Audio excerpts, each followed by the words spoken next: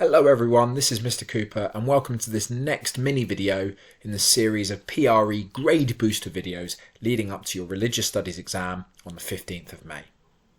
This video is about how to boost your 12 mark answers from 7 out of 12 or around about 7 out of 12 to a full mark 12 out of 12 answer without doing any more revision.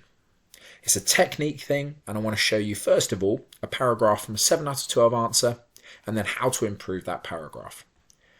Currently we've been studying relationships and families, so let's take a classic question, divorce is never right, evaluate, and that's 12 marks. Let's take a look at a paragraph taken from a 7 out of 12 answer.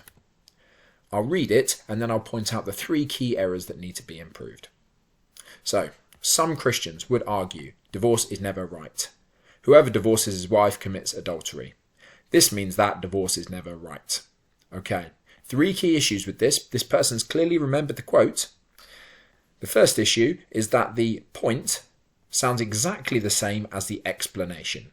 Now remember, it's a P-E-E. It's not a P-E-P. You're not repeating your point at the end because you don't get any extra marks. Remember, each sentence is worth 1 mark. So you get a mark for the first sentence. Some Christians would argue divorce is never right. Tick. But the explanation sounds the same, so you do not get additional marks. Your explanation must say something different to your point. The second mistake here is that this person hasn't embedded the quote. So instead of having a quote as a sentence on its own, you need to say something like, in the Bible it says, and then start the quote. Okay? So you must embed the quote.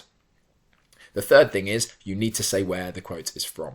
Now, it doesn't have to be a book of Matthew chapter and verse, but it does need to say either Jesus said or in the Bible it says or something like that. That will ensure you get 3 marks. So let's have a look at an improved version with no more revision. I'll read it and then I'll explain. Some Christians may argue that divorce is always considered wrong. Full stop.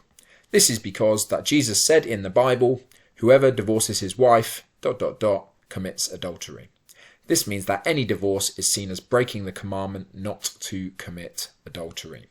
Okay, so 3 improvements. 1, they've given a reference, Jesus said in the Bible. That ensures you get that evidence mark.